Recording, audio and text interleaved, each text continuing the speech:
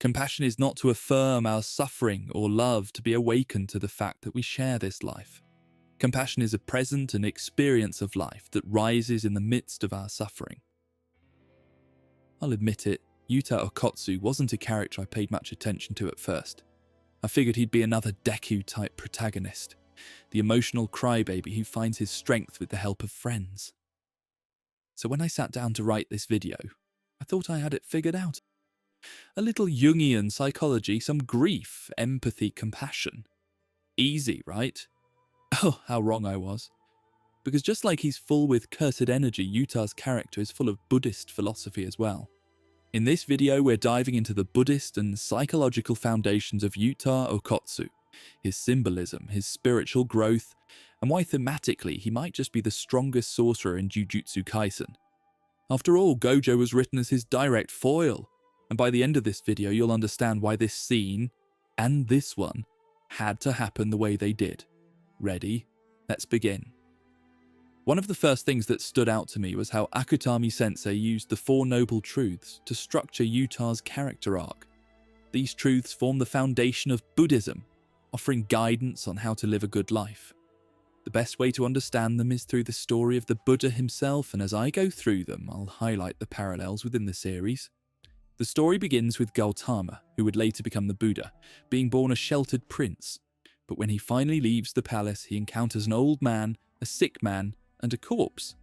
That moment leads to the realization behind the first noble truth, that suffering is an inevitable part of existence. In Jujutsu Kaisen 0, the first chapter, The Cursed Child, introduces us to Yuta's suffering. He's bullied and unable to control the terrifying curse attached to him.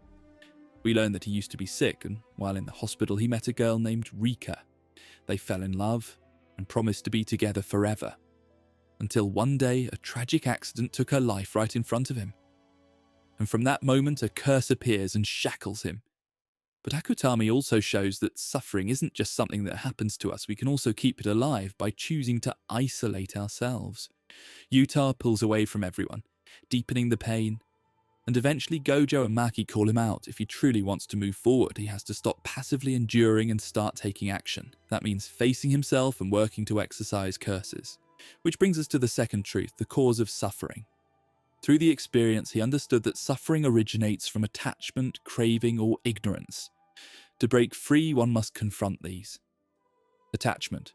This is the most straightforward of the three because it clearly states that the main source of Yuta's suffering is attachment to the future with Rika. Craving. Most, if not all, people crave a sense of belonging. It doesn't matter if it's just one person or an entire group. We want someone who gets our struggles. In Chapter 2, Blacker Than Black, Yuta is paired with Inumaki, someone he initially finds intimidating. But more importantly, Inumaki has a curse that can accidentally hurt others, just like Yuta. However, because he has been with this curse from the beginning, he already has a system he uses to prevent it from hurting those around him by limiting his speech to rice ball ingredients. This is an opportunity not only to relate to, but also something he can learn from. If you've seen My The Night Beyond the Tri-Cornered Window video where I compared it to JJK, I pointed out how both series use barriers as spaces where your true self, your curse, can be seen. The shared struggle becomes a bridge, a way for two people to work together to ease their suffering. Something that comes to mind is how, at the beginning, Maki says Yuta feels fake.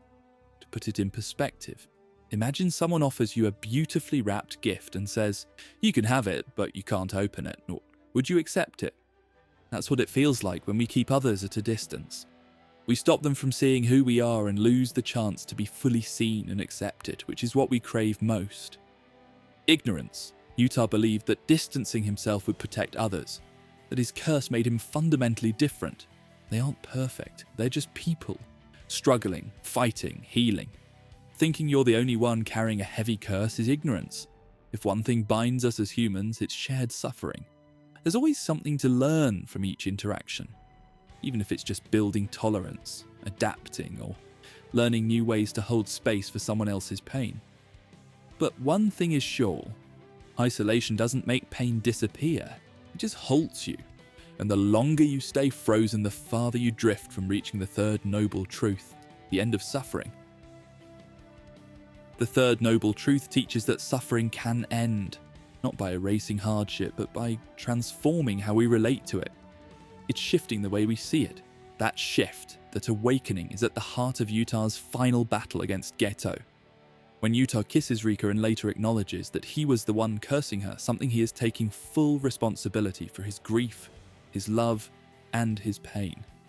And in that moment of radical honesty, Rika, or that suffering caused by attachment, has ended. Which begs the question, what does Rika represent exactly? Rika embodies Yuta's shadow. She represents unprocessed grief, fear of abandonment, and the instinct to protect the self from pain. The difference is that characters like Yuji and Megumi have a superficial understanding of what makes the person who loved them special, combining that with an overwhelming sense of self within, and you create what Sukuna calls natural disasters. Whereas Yuta doesn't have a strong sense of self, which he later learns from Maki, he got to experience Rika's love during their short time together. So when Gojo said, "The curse attached to you can help other people, learn how to control it, then you can see if throwing it away is worth it." It is talking about love, since his curse was born from loving another more than himself. And if he can learn to control that, he can use Rika or his grief effectively to help others. And no better symbol captures this than an engagement ring.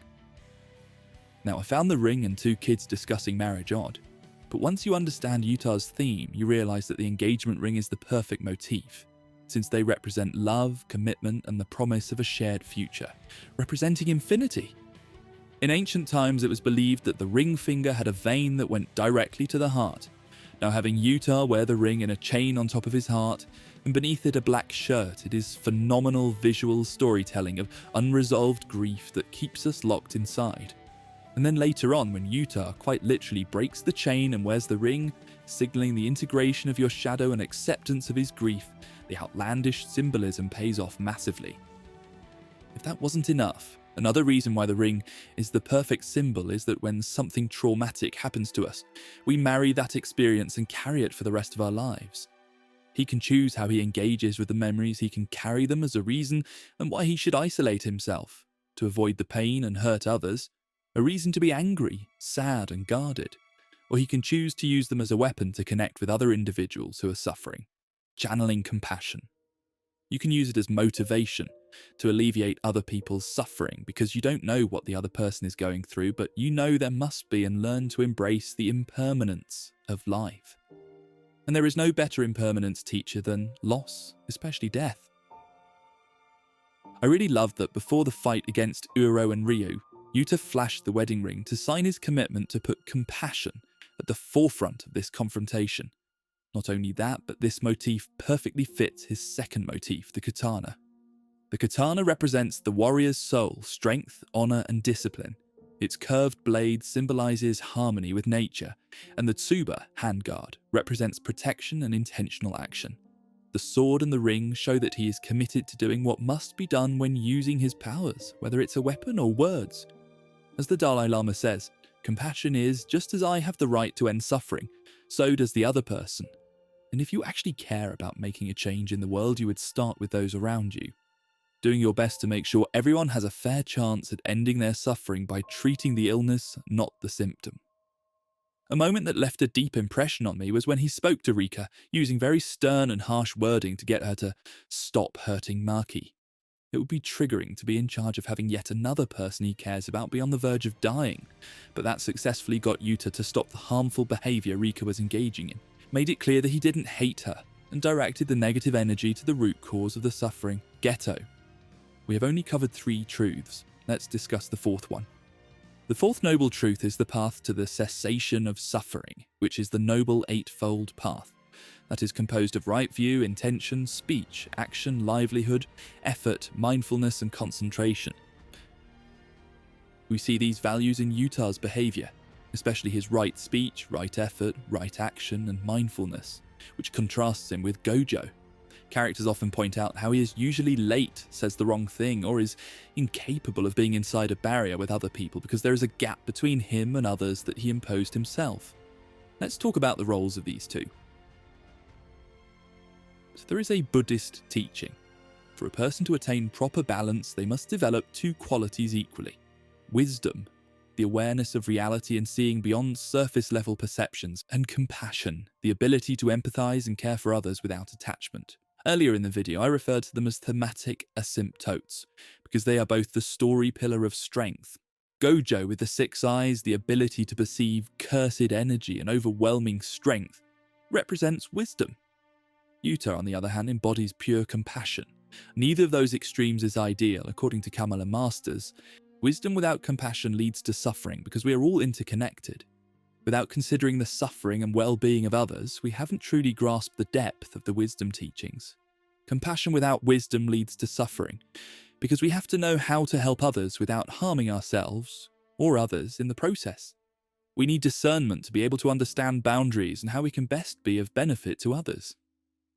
The suttas describe compassion without wisdom as a likable fool, and they describe wisdom without compassion as a lonely hermit in an ivory tower, which I thought perfectly fitted Yuta and Gojo.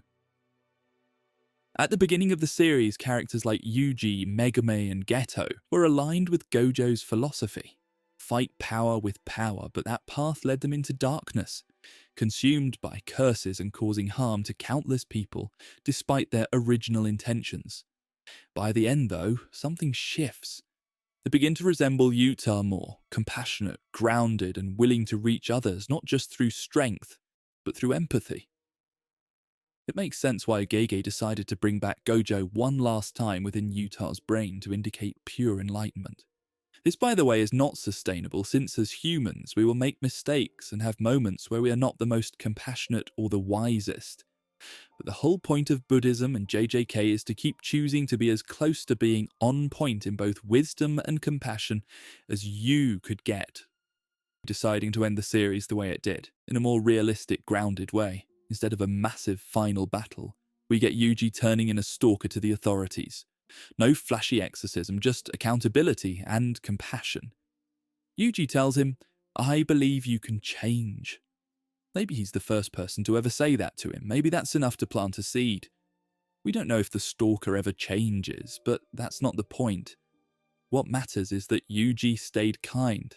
He held someone accountable without dehumanizing them. He treated the moment as a happening, not a judgment. And that choice mirrors Yuji's own journey. He only survived because others refused to turn their backs on him. They believed in his kindness, even when he had literally killed thousands in battle. And honestly, as someone who's made a lot of mistakes and who lives in a world where cruelty is often rewarded, that ending meant something to me. It reminded me that choosing compassion still matters, and that's something I could do starting today. The most straightforward way to see that Yuta's theme is compassion is through his fights in JJK. We've seen it time and again in the series. The strongest sorcerers often revel in the thrill of combat. But Yuta, he's built different. Yuta doesn't fight to dominate, he fights to understand. You can see it in the way he studies his opponents, the way he moves, anticipates, adjusts. His combat style is precise, not just because he's skilled, but because he's listening. Every strike is part of a conversation. Every motion is a chance to learn more about the person in front of him. This is especially clear in his fight with Yuji. Yuta isn't just testing strength. He's reading Yuji's state of mind, trying to understand who he's become. He applies pressure, but carefully. Enough to draw out Yuji's intent, never enough to tip him into trauma. He creates space for honesty, for clarity, and for Yuji to bring up his true nature. And when he stabs Yuji, it's a calculated move. It was right after he finished gathering information to fulfill the higher-ups' demands, and he heals Yuji immediately after using reverse cursed energy. Stay true to his own principles and keep the door open for real connection, since what followed the fight was a sit-down talk where Yuji opened up to him. But I want to focus on the fight against Uro and Ryu because that's where we get more information about how Yuta techniques work. While attached to Rika, the following is possible. Curse technique used Rika's complete manifestation and curse energy supply from Rika. He can maintain a sustained connection for 5 minutes. Rika works as an external storage for Yuta's curse energy, which ties into the idea of non-attachment. Non-attachment is a state of being where you engage with your experiences, thoughts, and feelings without trying to control or fixate on them. In No Self, No Problem by Chris Neibauer, it says, "The trick is to become less identified with your thoughts, to not take them so seriously, to see them as happenings rather than the way things are. The mistake we often make is confusing the map, the voice in our head, with the territory, who we truly are. Imagine if someone insults you. Instead of internalizing the hurt, you might think, this person must be having a bad day. You externalize the insult as just another experience. By doing this, you don't let it define you, and it becomes an opportunity to practice not reacting. The next time it happens, you can approach it with the same detached mindset, seeing it simply as a happening, something separate from who you are. This process of non-attachment allows you to stay grounded and unshaken by external events and the ability to learn from them. We have shown that both Uro and Ryu express suffering through aggression. That's a classic defense mechanism, acting out where repressed emotions erupt as external violence. And then there's the 5-minute rule for those familiar with self-help or cognitive therapy. The 5-minute rule is a technique where you engage with a difficult task for 5 minutes to build tolerance and break through resistance, mainly used to overcome procrastination. Because the number one challenge is always starting. In this context, it mirrors right effort. Instead of immediately suppressing or avoiding discomfort, Yuta engages. He gives people like Ryu the space to be seen, even for only 5 minutes. And that space can be transformative. At least it was for me. I decided to try the 5-minute rule. I took 5 minutes to talk to someone I genuinely believed disliked me. So I thought he was stuck up and disliked him too. Yes, I'm aware it is a defense mechanism. So I decided to apply what I just learned with someone I work with. I asked about the things I noticed he enjoyed, like video games, and asked him what his last game was. My limited experience with gaming was in League of Legends. And then one day, he sat next to me during the break and we talked some more. Even though he said that I was one of the few people at work he liked, things did change after that, but I will count it. Because even if it didn't change his, which is debatable, it changed my experience. And I will not say that all of my attempts were successful. There were people I gave 5 minutes to and I realised I didn't like them. And that is okay too. Of course, I don't completely discard them, going out of my way to be mean or rude. I simply avoid interacting with them. Then there's Yuta's mimicry or copy, a technique that carries both biological and psychological weight. In nature, and even in daily human interaction, we unconsciously mirror others, gestures, speech patterns, even breathing to build trust and intimacy. I came across a study that mentioned how people with social anxiety often lack these mirroring skills, which I found fascinating. We saw this hinted in Jujutsu Kaisen 0 when Yuta used copy for the first time. Then right afterward he appreciated the technique and the difficulty of cursed speech. It's kind of like empathizing. Later he does something similar with Uro's ability, turning it against Ryu to give him a taste of his own medicine.